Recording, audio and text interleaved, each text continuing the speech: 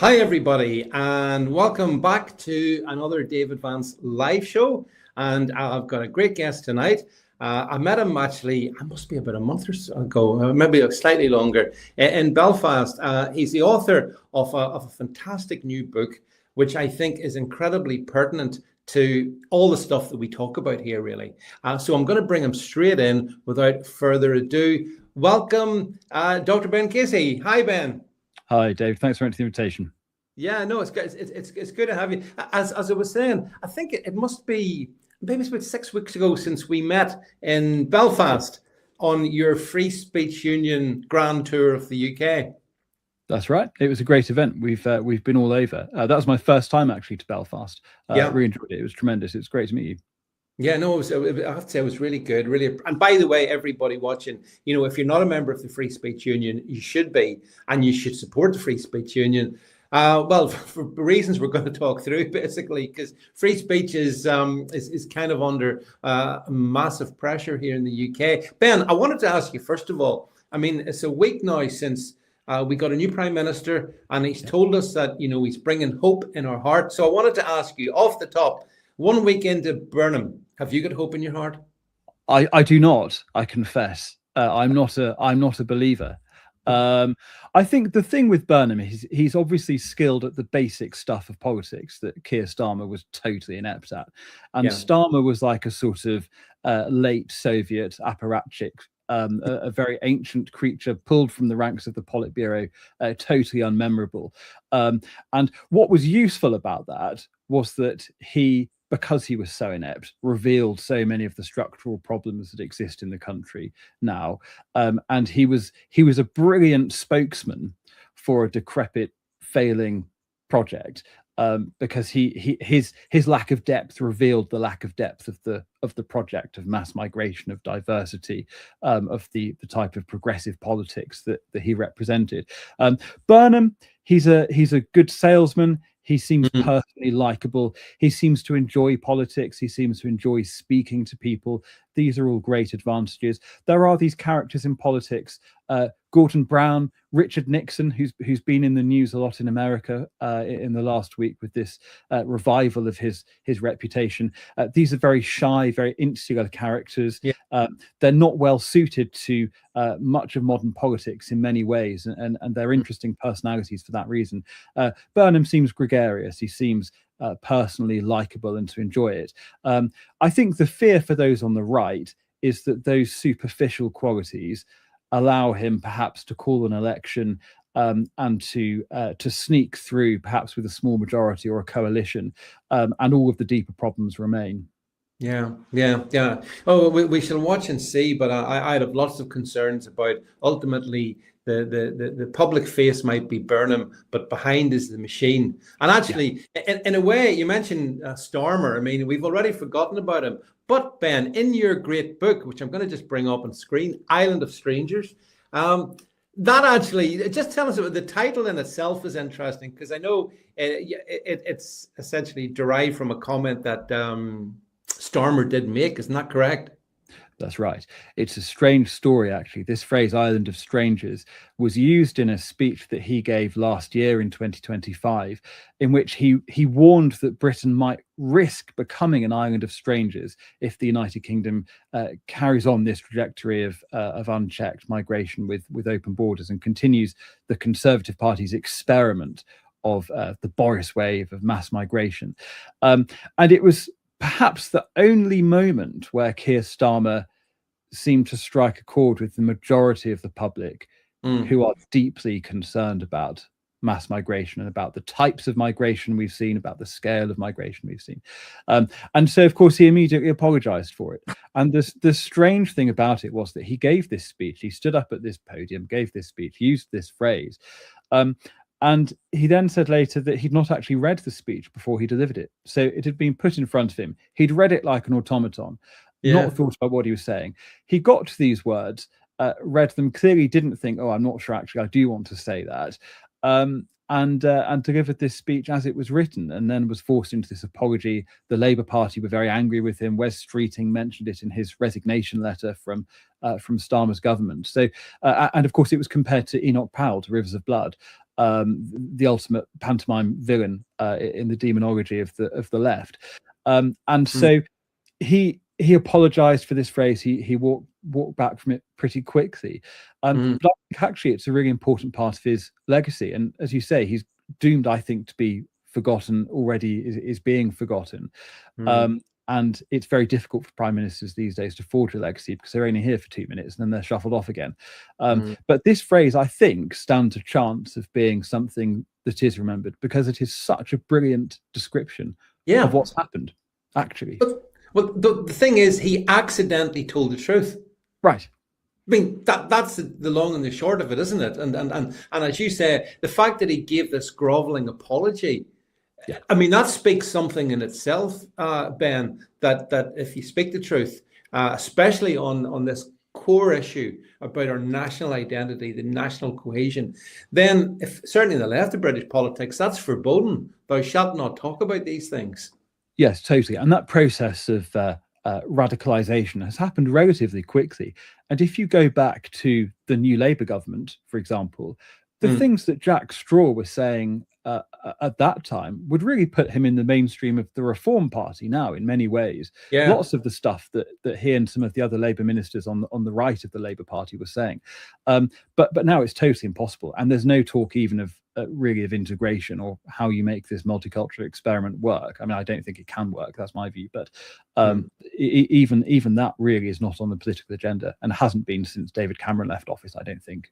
Yeah. Well, Ben, on the whole issue of national identity and social cohesion, I mean, you argue in the book that essentially mass migration arrived in Britain just as Britain was losing its sense of itself, a sense of, for example, the decline of Christianity. The two things more or less coincided. So can I ask you, what in your view could realistically replace or restore a shared sense of who we are in this hyper-diverse society? Or do you believe that is basically now largely impossible? And if so, what does that mean?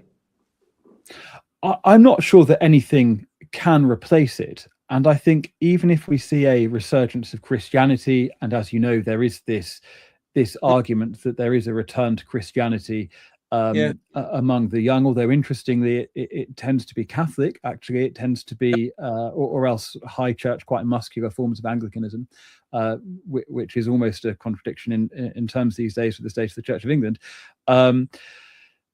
Even if that happens, we're still left, I think, with a split country in the British mainland, which, as you know, I've compared this previously to the situation in Northern Ireland, but on a much larger scale. And I think, if I may, with even more entrenched divisions, we're still left with, should that resurgence happen, it's not actually going to unite the country. It's just going to mean that we have a more intensely Christian part of the population, and I suspect an even more intensely Islamic part of the population.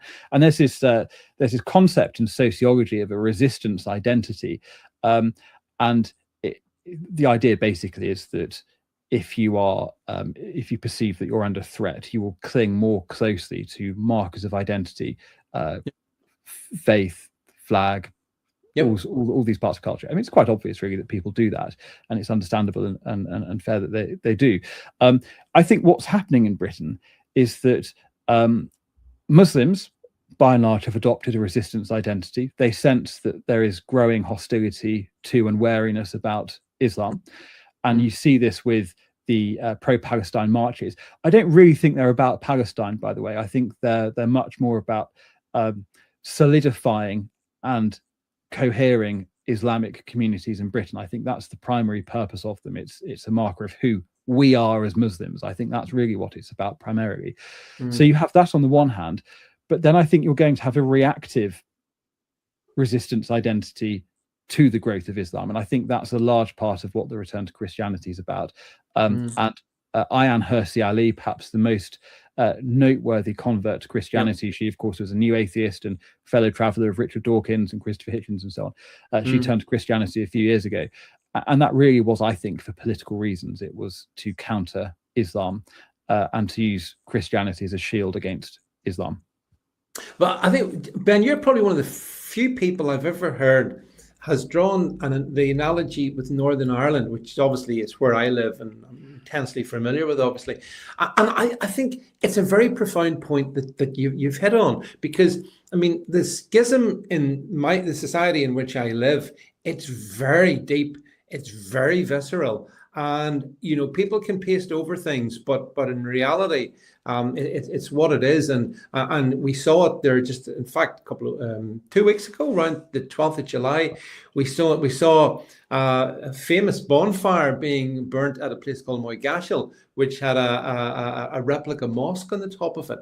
And I actually went and spoke to some of those people that were involved in that. And the bit that I took away from it was they have this intense working class sense of their own identity. They're very solid. They don't give a toss about what they're supposed to think. They just think it. But it does mean society it's more dangerous than people think. And then, as you said, Ben, and this is, I think, the great point, that you take the Great Britain and how that could fracture, and the scale of it, and the difference, and it's very worrying to me. The point that you. And I'll preface what I'm about to say, and I try and say it with sensitivity to the history of Northern Ireland. I'm too young to remember the Troubles. I'm of a different generation. I was born in 1991. My first memories of politics are the beginning of the Blair era, and so my historical perspective is just going to be different. I've read about it, but it's not part of my background or my own lived experience, if I can use that ghastly phrase. But I think there are some similarities in that you're going to have, and we're already seeing the rise of sectarianism, of divided communities, of divided towns. We're seeing all sorts of markers. The flagging phenomenon, for example, that's even now spreading into leafy, more middle class parts of the southwest. I've seen in Somerset and around towns around Bristol and so on. So it's not only actually in the working class areas anymore. It does seem to be spreading. But my point is that you have those similarities, but you also have some really important differences, because the situation, the potential for conflict in the British mainland is much worse, actually. In that in Northern Ireland, you're dealing with two denominations of the same religion. You're dealing with people who share a skin color. You're dealing with two groups of people who are, in the broadest terms, from the same civilization, or they're from different branches of it, but from the same civilization. So you have all of those things. There is also, and views, this is obviously still a live political debate, a political settlement was possible, palatable or not, satisfactory or not, views will differ. But there is at least some possibility in which you can see there is some world in which there's going to be a political solution that 60 or 70% of people can live with, right? In Britain, that doesn't exist, because if you go down the path of accommodation and compromise and appeasement, you get to the position that now exists in Northern England, where, for example, Labour councils have told schools that you mustn't ask pupils to draw images of Jesus, because Jesus is a prophet in Islam. And so the point I keep making is that if we try and strike some kind of compromise with Islamic demands for blasphemy laws, if we say, okay, well, we'll say it's a criminal offence to burn the Quran, we'll say it's a criminal offence to depict Muhammad, we've met you halfway, deal struck, we now all agree what the limits are. Even if you do that, that isn't going to be the end of it, because then the demands are going to be, well, actually, Jesus is part of our theology as well. So you can't depict Jesus. You can't have stained glass windows that depict scenes from the Bible and all the rest of it. And so there isn't actually a political compromise there that's possible, because we're dealing with two totally different civilizations. Islam and Christianity aren't branches of the same tree in the way that Protestantism and Catholicism are. When you go back far enough, they are from the same roots. Islam is a totally alien. I mean, it has elements of Christian heresies that have pulled into its theology early on, but it isn't descended from Christianity or from Judaism or from the Bible. It's a very strange, very alien civilization, and I don't think the prospects of integrating it are high. And I think even if it were possible to integrate Islam, into a Western society, it would mean unending compromise that would be intolerable to the original population. Yeah, I mean, well, on the topic then, Ben, of free speech and government, also obviously you tackle this in your book as well. I mean, you said that silencing dissent has become built into how the UK is governed, and I do like the UK thing, by the way. UK, yeah, we all know what that means. But from your work, you know, in the speech union. Can you give us a couple of examples of how this silencing of dissent actually, how does it operate, and what are the impacts? Yes, of course. Since 2024 and the election of the Labour government, we've seen a huge increase in the number of requests for help that we're getting. Before that time, we dealt with very few criminal justice matters. There were some, but they were quite rare. Since the Labour government was elected, we've dealt with a huge upsurge in people coming to us saying, I've been arrested, I've been charged, the police have turned up at my house to question me. We had one case which is illustrative of an American woman called Deborah Anderson, who had lived in England since the 1990s. A policeman turned up on her door. Unfortunately, she recorded this. You can see the video of this. This happened last year. And this quite heated exchange began, in which she demanded to know why the policeman was there. Had she broken the law? Was she being charged with something? Was she being arrested? All of these questions. And it turned out that the policeman said, we're here because we think that something you said on Facebook has offended somebody. Yeah.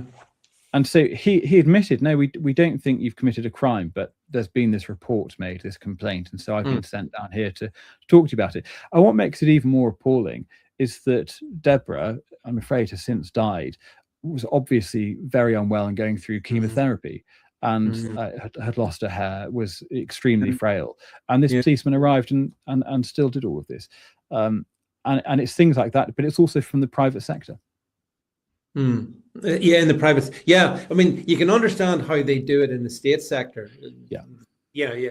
But the private sector is similarly afflicted, isn't it? There's a fear. I mean, I picked it up from some of the stuff we talked about in Belfast that night. You were over, Ben. There is a fear right across, but in the private sector as well. You say the wrong thing, somebody takes offence. That could be your career over, or your prospects seriously diminished. So that's disturbing too, as well, isn't it?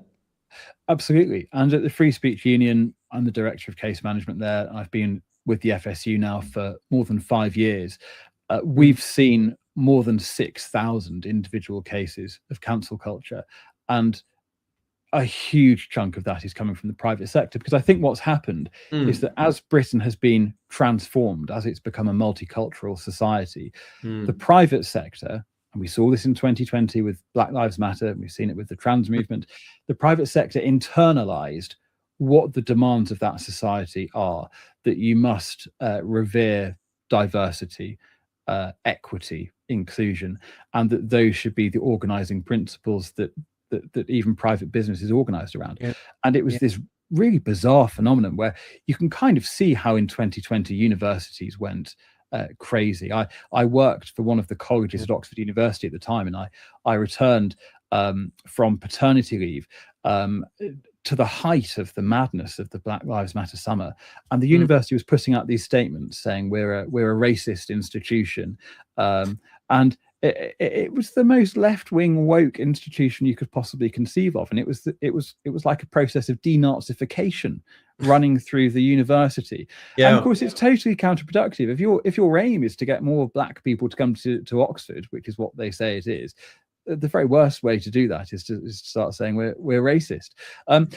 But all of this stuff washed over everything. It went in the space of about 10 years from being this fringe set of ideas about identity politics on the left. It was emerging, actually, at the time I was an undergraduate, and I write about that in Island of Strangers. So I saw it beginning. And within a decade, it had captured everything from universities to the British Army to the Church of England to big business. It's extraordinary. And how did it do that in the space of 10 years? How did it conquer everything it touched, Ben? It arrived actually a little bit like COVID, in that it found a population that just as COVID thrives if you have a population of older people who are overweight, woke thrives if you have a population which is no longer Christian, but which still has some soft Christian Yeah. assumptions like be kind, be nice to people. Yeah. These flow from Christianity, but have become detached from Christian theology.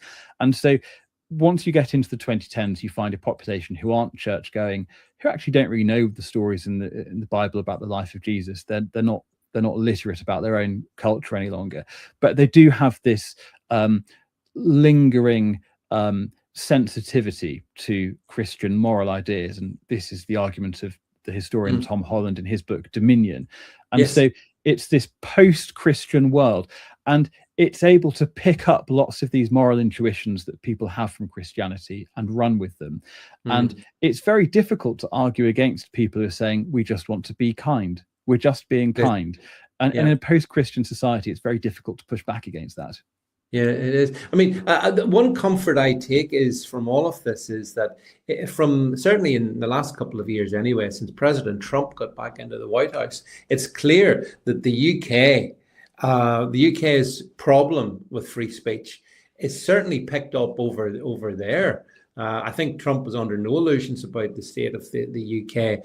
And it's sort of sad that, you have to go across the Atlantic to get a proper perspective, Ben, of the threats and challenges and almost the erasure of independent free speech here in the UK. Yes, I think that's right. And I think it's an open question as to whether Britain is still going to be considered to be part of the free world over the next 10 or 15 years, because this is the argument I make in Ireland to Strangers, that once you totally reconfigure a country's population, you can already see this in all sorts of foreign policy issues where Britain does not have freedom of action in the way that it would have done because of demographic changes. We can't pursue a foreign policy of rational self-interest because, and you can see this in polling of different ethnic minorities, they have a totally different geopolitical view. And when foreign crises erupt, I mean, India and Pakistan, if there's ever a full-fledged war between India and Pakistan, that clearly will produce chaos in Britain.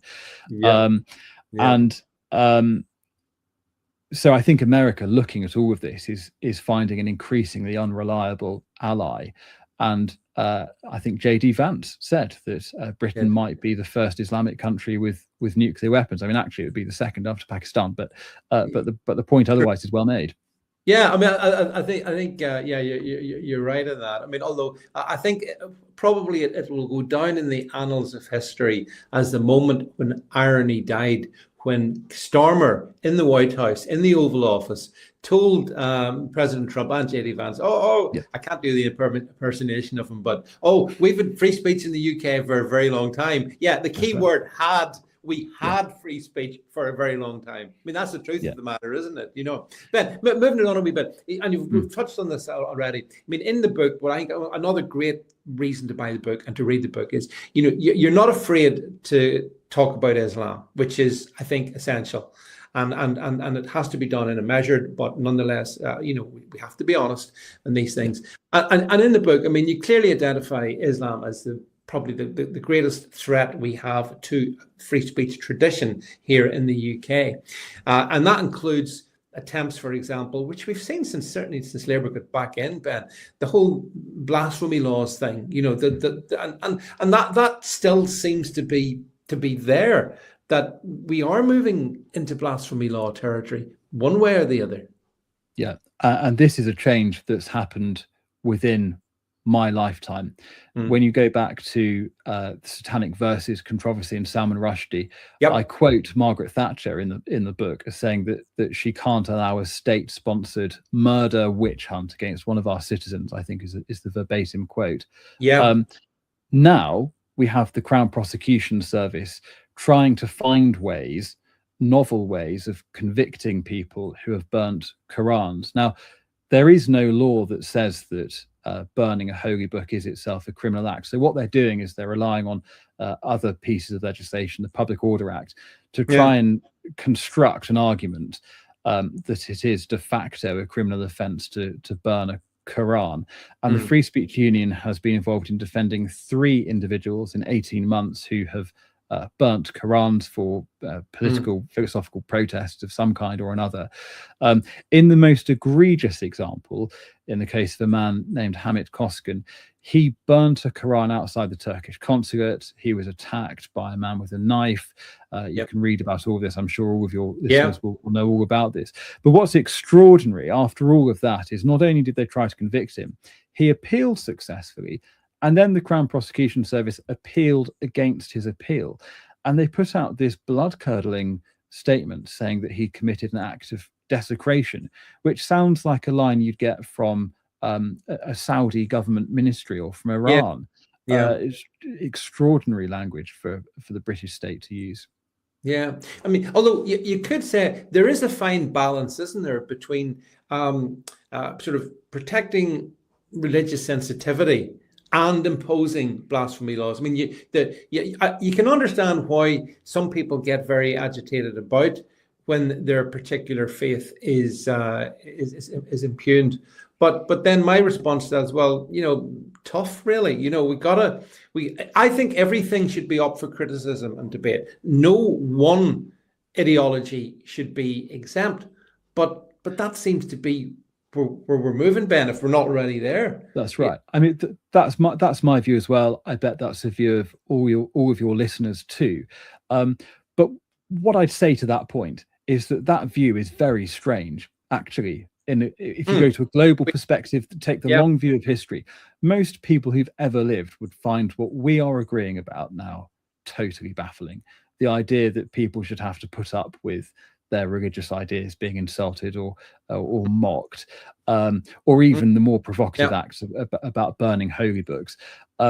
These are really strange ideas, and they've arisen in a distinctly Christian context, with the idea that people have their own conscience, their own relationship with God. It emerges from the Reformation, it emerges then with the Enlightenment, and you have this mixture of all of these elements from Christianity, from the Enlightenment, from antiquity, from Rome and Greece, and it's produced this very strange, very unusual culture of freedom of speech, which is a very fragile thing. There is nothing that says that culture is guaranteed to survive for another century. We have to actually maintain it ourselves.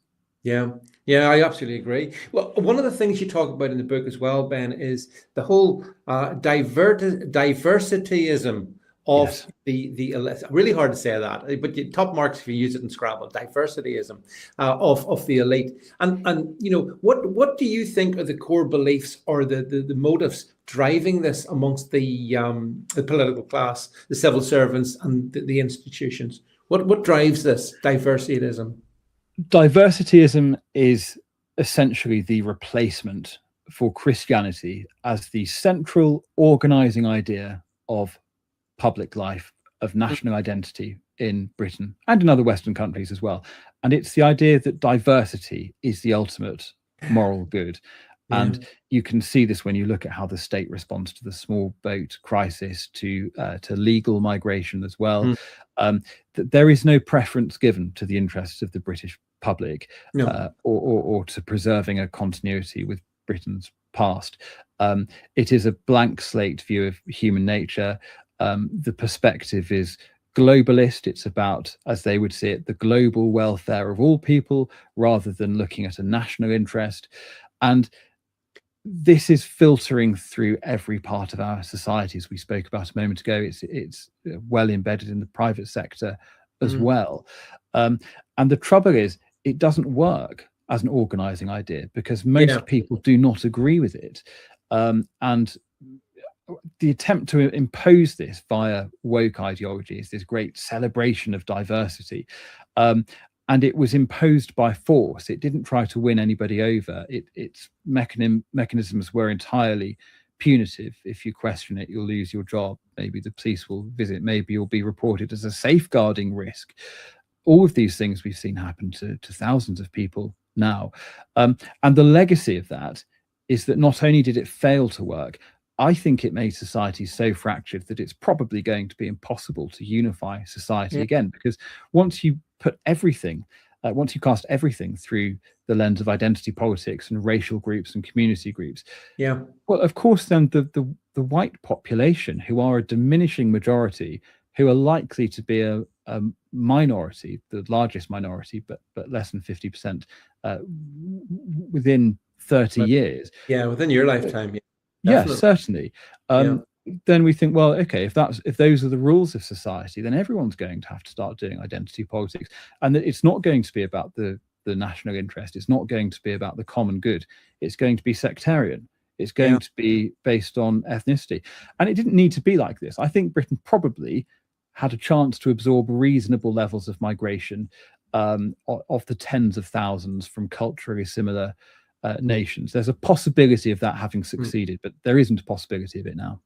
No, no, that's exactly right. And I mean, you talk about like this creed of diversityism, but look at here, Lord Sadiq Khan. It keeps telling us that diversity is our strength, as London increasingly resembles some sort of third world ghetto, and it's like two different universes. The universe of the political rhetoric, diversity is our strength, and then, Ben, what we see endlessly on our streets, particularly London, but other major British cities as well. It's like, there's just no connection. The two things do not connect. Do you think it's because the politicians don't see it, or they don't want to see it, or they don't care? I think, again, I go back to the late Soviet Union. I think once you've invested so much in an ideological project, once your whole political identity, your personal identity, your religious convictions are Yeah. all wrapped up in these ideas, it's impossible to back down from them. And people generally don't change their minds. It's quite unusual that people actually are open to evidence and go into the marketplace of ideas and find the best ideas on a rational, objective basis. Most people are pretty wedded to the stuff they believe in. And I think for these politicians, they're so doctrinaire, they're so ideological. And even as the evidence mounts up that this project doesn't work, it doesn't work culturally, doesn't work economically, doesn't work politically, they're still wedded to it. There's no way for them to back down from it. Yeah, but which is very, very worrying. Where does it end? There's a story. We're going to wrap up shortly, but there's a story in your book I was talking about before we came on air, in the book, which is a reason enough to read, to buy the book and read it. I love the George Orwell story about. We talk about the elephant in the room, but there's a very almost poignant, I think, story concerning Orwell and a literal elephant. Just go tell it. Just talk us through that one, Ben. Well, this is before George Orwell was George Orwell. This is back when he was Eric Blair, and he was a colonial police officer in Burma. And a elephant began to rampage through the town where he was stationed. The alarm went up. He was summoned. He arrived with his rifle, his elephant gun. And I think at this point, the elephant had killed somebody, had trampled somebody to death in a panic. But by the time that Eric Blair, George Orwell, had got there, the elephant had calmed, the rampage had stopped. Nonetheless, there was this crowd of hundreds of people who were all watching, and they could see two things. They could see the only representative of British imperial power there, armed with his gun, and they could see the elephant that had been rampaging. And on paper, he's the person who decides what happens. He's the person who is in charge. In practice, there is this demand that he cannot see face down, that he has got to shoot the elephant. And that's the only outcome of this scenario. In order to preserve the illusion that he is the one who holds power, he's got to do what the mob wants. And so he shoots the elephant. It doesn't die. He shoots it repeatedly, and it's a pretty awful story, actually, of this great beast dying over a very extended period of time. And there's all sorts of things you can draw from that. One of the points I make in Island of Strangers is that I think we're seeing colonial style policing now being brought into Britain. We're seeing two-tier policing. We're seeing policing. In fact, it's multi-tier. Different communities are treated in different ways. I think the white working class are on the bottom level. Jews are treated in a very different way to Muslims. There are all sorts of different tiers that you can exist on now. So there's that dimension to it. I also think there's a reflection on how artificial power actually is, and so much of political power is a performance. And I think we're starting to see in Britain the collapse of that performance because the project isn't working. It's obvious that it isn't working. And I suspect that at some point the performance will totally collapse. Yeah, because I mean, I suppose in the very final analysis, an island of strangers is something that doesn't. It may be an island, but it can't be a nation. You No. can't have a nation of strange. You can't have it, Ben. So therein lies. I think it's the conundrum of our times, really. And I find in the book, like the analogies, looking at the decline of Christianity, looking at how the institutions have completely changed in your lifetime, as you say, Ben. In the last 15, 20 years, it's remarkable the speed at which, I guess, as I think you say in the book, Britain has become the UK. Not really the same thing, are they? No, they're not. And there are all sorts of reasons why that's happened. But I started to track the usage of UK or United Kingdom, even in parliamentary usage. And I couldn't find a single example, for instance, of Winston Churchill using UK as an acronym. Yeah. It's entirely a modern phenomenon that emerges really in the 1990s with the Blair government. And at the same time, you start to hear this phrase, our values, which again starts to be used only in the 1990s and the 2000s following the London bombings particularly. Yeah. And the two things are interlinked, right? Because the country is losing its sense of identity, its name even is becoming unclear, and it's lost its sense of values. And it's casting around, finding some way to unite a population of people that are a totally random assortment, who actually by and large don't have much in common at all. And even when there's peaceful coexistence, it tends to be at best on a basis of parallel lives, which is the phrase that was used in 2001 to describe Oldham following race riots there.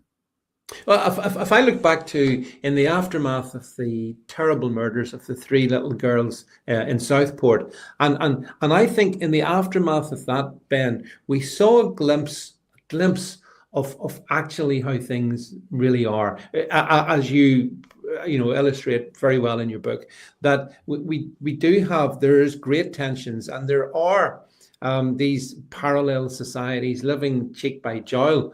But when things happen, then it looked awful. I mean, I don't know that civil war, given the particular circumstances, is inconceivable in the UK. It's been a long time since we had one.